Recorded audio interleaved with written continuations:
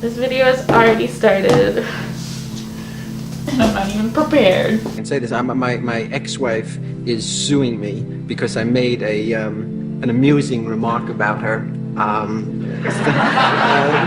She lives on the Upper West Side of Manhattan, and she was coming home late at night and she was violated. That's how they put it in the New York paper, she was violated. And they asked me if I would comment on it. And I said, knowing my ex-wife, it probably was not a moving violation.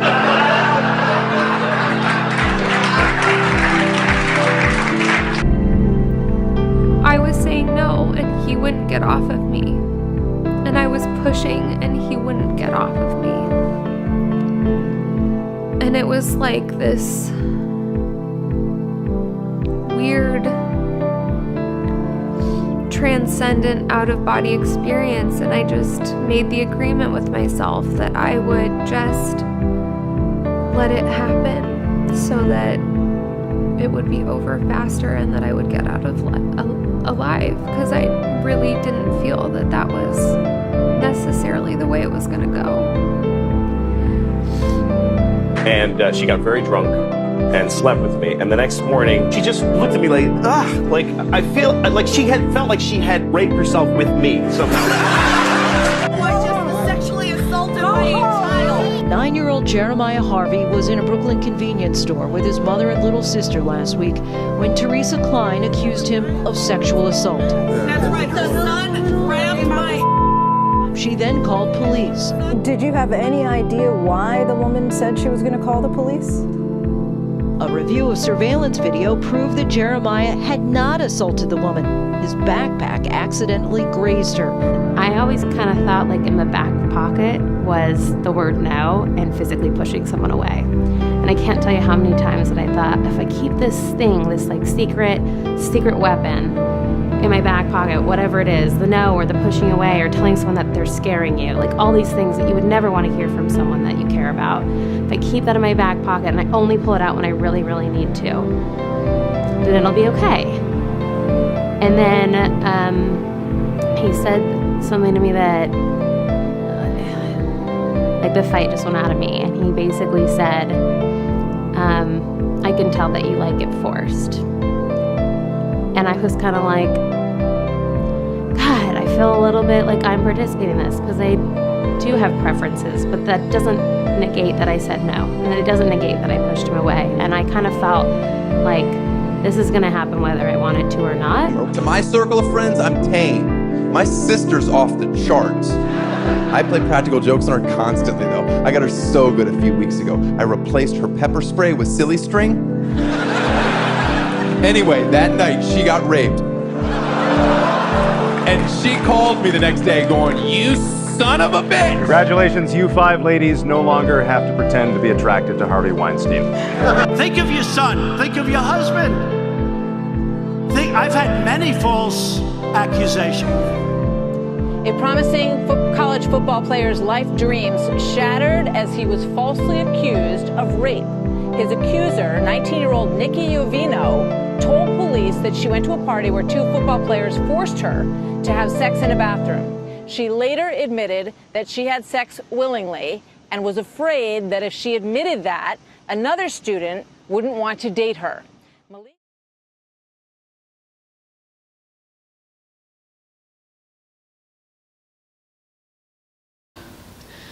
Oh my God. Okay. Grace, why are you doing this? This is just a huge open wound, and you just keep opening it.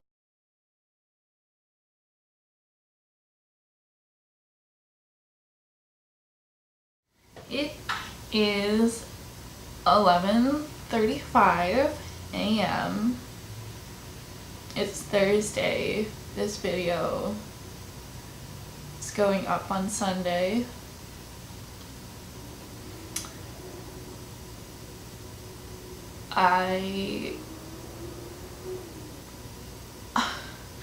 I've been editing this video like all morning. Most of the video I talk about what happened to me. And as I'm editing this, I'm like, feel like I'm just kind of like preaching about it, and I don't want to. I don't really want to talk about it. I got pretty detailed, and I'm terrified of putting that out there. And I tried to relate to what happened to me to this entire movement. And it was really hard for me to. And I tried to channel this trauma that I've experienced into art, because that's what I do with a lot of things. I'm very open about a lot. And I think this is the very first thing that I can ever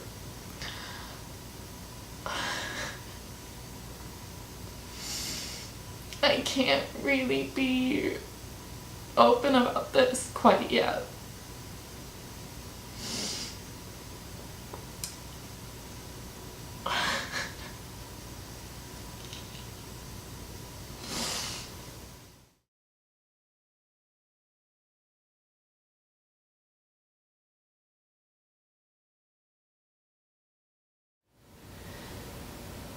But this video is about something that is really dear to me, especially within the last 4 months. If you follow me on Instagram, or you know who I am, you know what happened to me in June. When I moved home, I found this graphic design studio here in my hometown, and I reached out to this studio and I was like, hi, I moved home, but I was a graphic design student. Could I ever just like come work for you? I could intern, I could just like come see your studio. And I got a job there. It was like an internship job. I was just like a helper. And I worked for one guy. It was just me and him in his house. His studio was in his attic. There were people in my life at that time that were like, Grace, you need to get out. This isn't safe for you. This isn't good for you. No one should ever be treated this way. But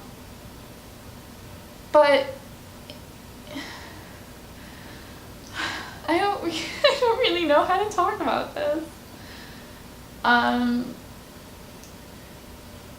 My boss forced his hands and his lips onto my body.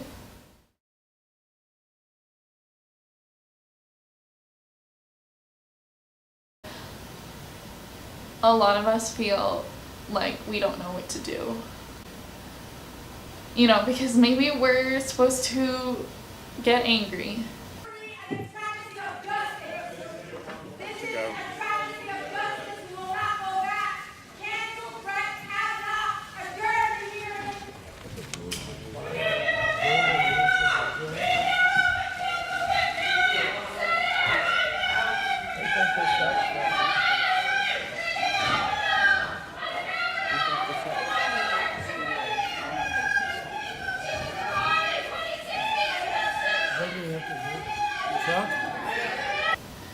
And we're supposed to just like scream and cry and scream so much to the point where we have to like relive through our traumas just to like get anyone to listen to us. I told the story of my sexual assault. I told it because I recognized in Dr. Ford's story that she's telling the truth. What you are doing is allowing someone who actually violated a woman to sit in the Supreme Court. This is not tolerable. You have children in your family. Think about them. I have 2 children. I cannot imagine that for the next 50 years they will have to have someone in the Supreme Court who has been accused of violating a young girl.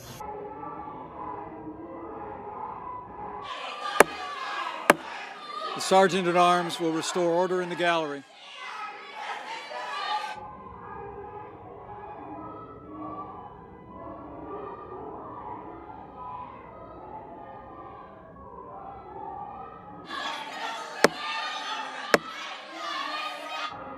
Sergeant at Arms will restore order in the gallery.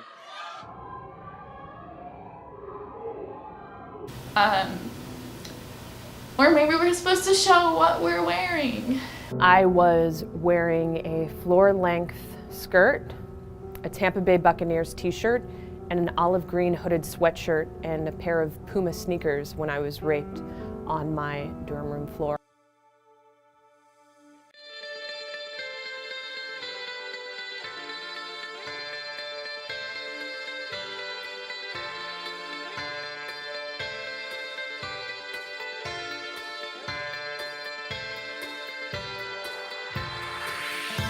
I so badly want to talk about this, and I so badly just want to like help people, because almost like every single day I think about like, oh my gosh, what if he's doing this to another person and I could stop it? What if then? I feel so guilty about the whole thing. I don't know what I could have done. Yeah.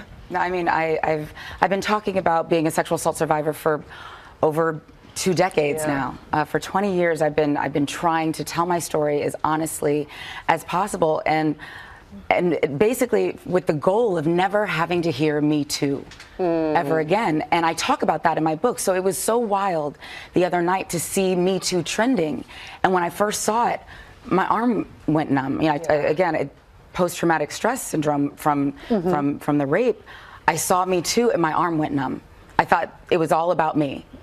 And when I realized it, literally hundreds of thousands of people, men and women, talking about being a part of this unfortunate club, and it just rips your heart out. I have my own experiences that have come back to me very vividly, and I found it really hard to sleep, hard to think, hard to communicate.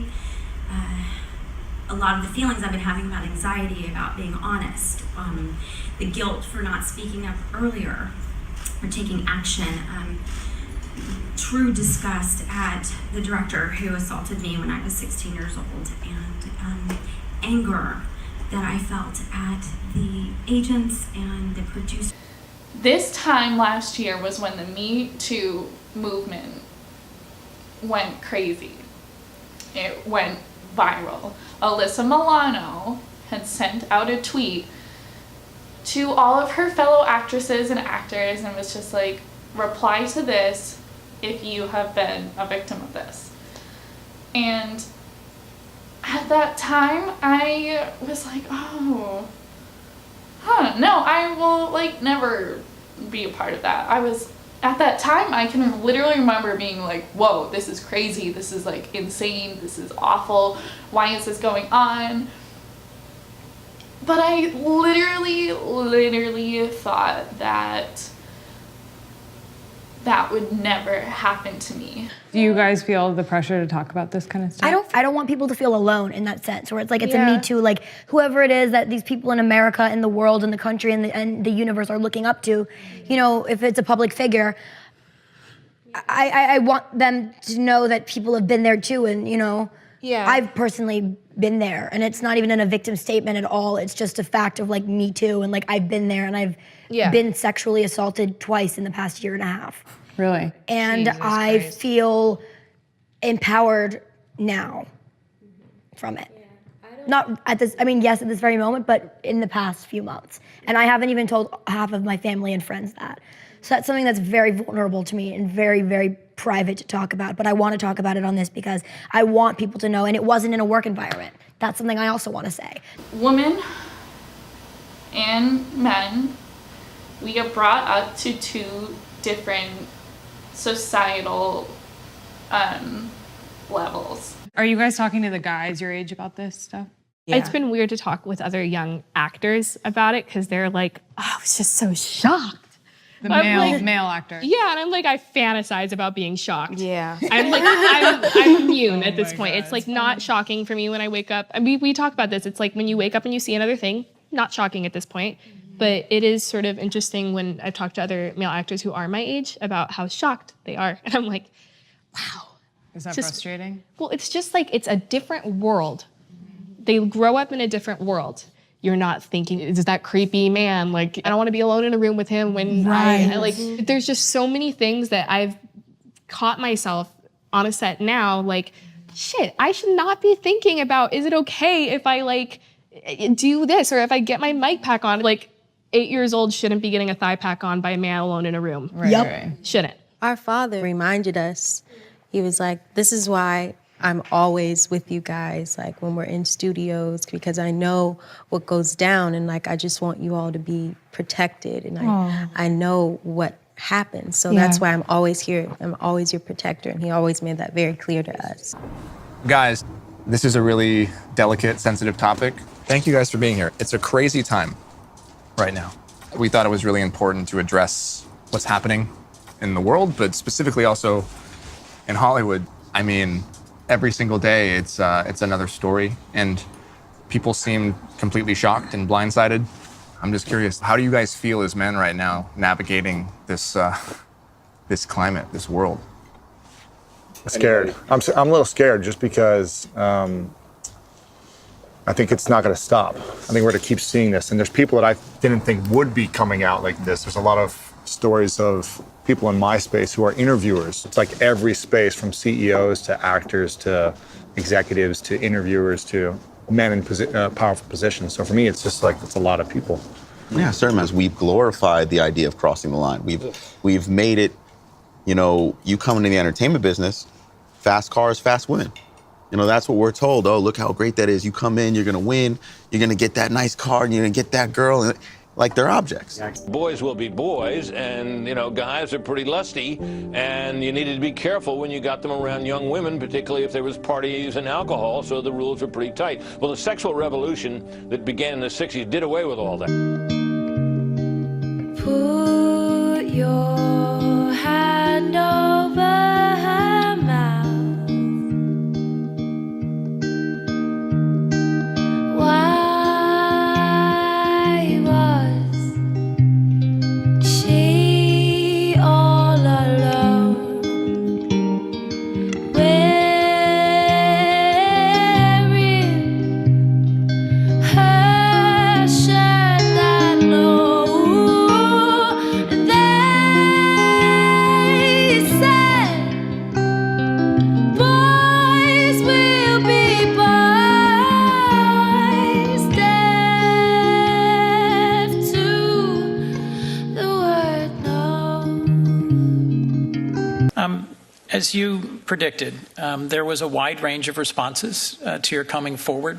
Some thousands of survivors have been motivated and inspired by your courage. Others have been critical. And as I've reviewed the wide range of reactions, I've been really troubled by the excuse offered by too many that this was a high school incident and boys will be boys. To me, that's just far too low a standard for the conduct of boys and men in our country. If you would, I'd appreciate your reaction to the excuse that boys will be boys. Boys will be boys. Well, he was drunk. But he's such a nice guy. He didn't mean it. He said he was sorry. It is just a misunderstanding. It only happened once. It's none of my business. This is a women's issue. Yeah, no, we don't talk about that. We're never gonna change it. It's sad, but we're never gonna fix it.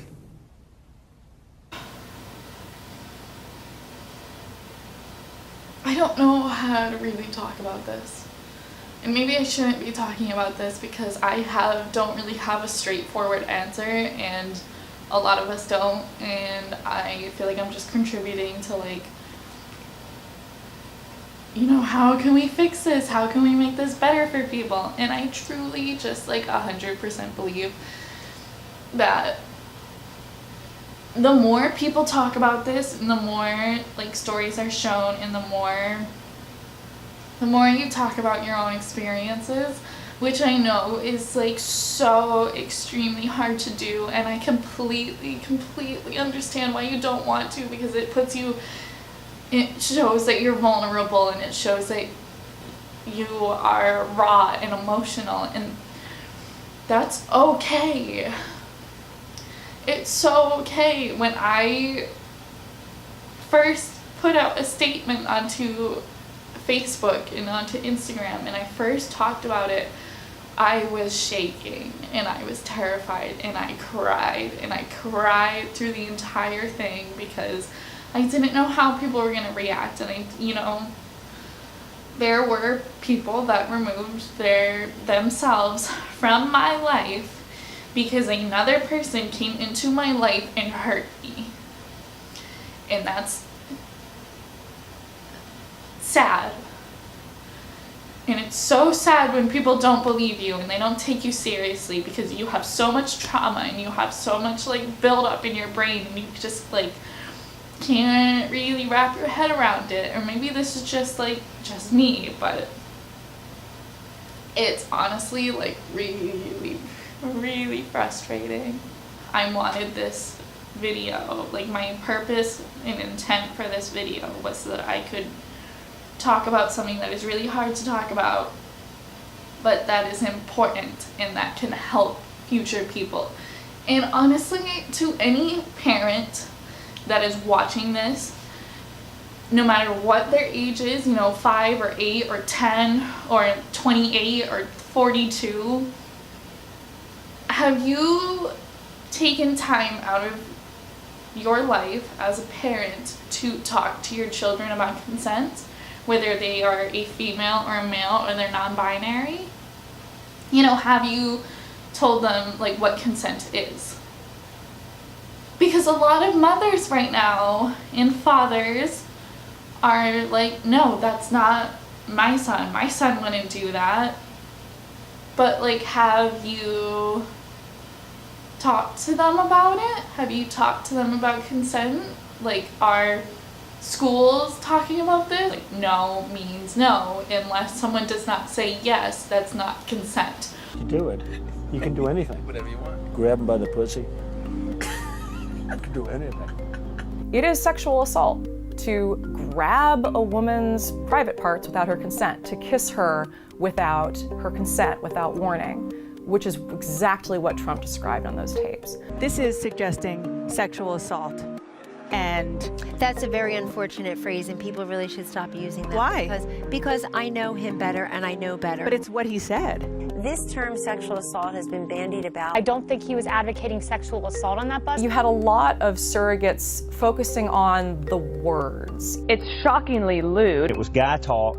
Well, those words are horrendous. They're dreadful. They're appalling. They're foul. That's what is said in a locker room. I've been in a lot of locker rooms. I played sports. Absolutely. Look, guys, don't kid yourself, okay? The language is inappropriate. It's not acceptable.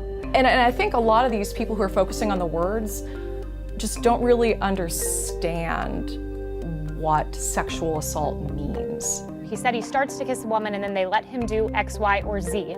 That implies consent. That's not consent. Consent is not imposing your will on someone and having them just not resist. Consent means that the other person wants to be doing the thing that you are doing. Take me to Pleasure Town. Oh, we're going there. There's this great cartoon, and it's about how consent is like tea. You wouldn't try to force tea down the throat of someone who says, no, thank you, I would not like tea.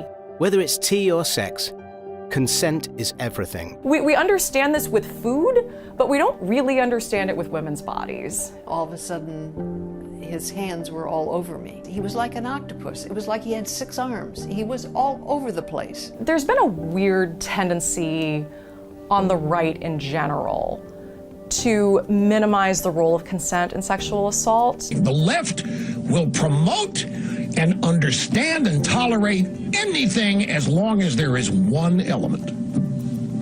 Do you know what it is? Consent. But if the left ever senses and smells that there's no consent in part of the equation, then here come the rape police. What Rush Limbaugh doesn't get is that if you don't consent to sexual activity, it's not legal.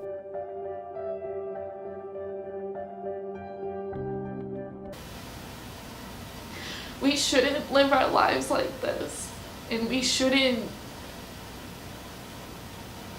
this shouldn't be normal. Women and men shouldn't have to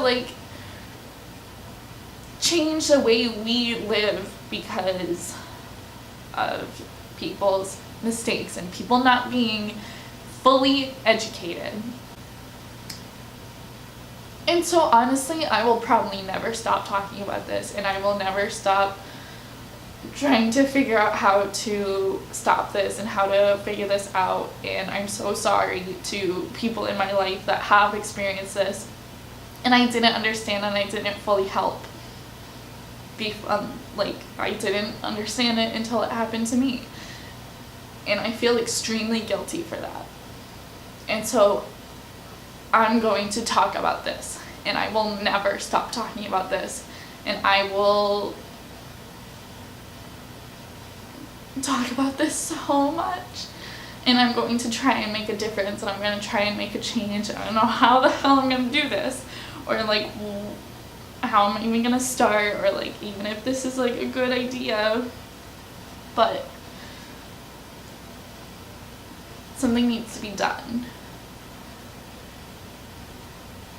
And I think the first thing that we all need to do is start talking about consent, because this is going to get tricky in the next couple of years, because there's going to be a fine line in between people that are being falsely accused and people who are being, who have committed a crime, and believing people. You know what, honestly, I don't think this should be just like a this and this. This should honestly just be like a giant pie chart that has like this tiny little like dot in the middle that's just like consent, and then everything else surrounding this like pie chart is going to be every single person on this earth and where you fall into that category, whether you are a victim of sexual assault, whether you have convicted a crime, whether you are falsely accused, whether you are just someone that thought that they were just gonna like get laid that night and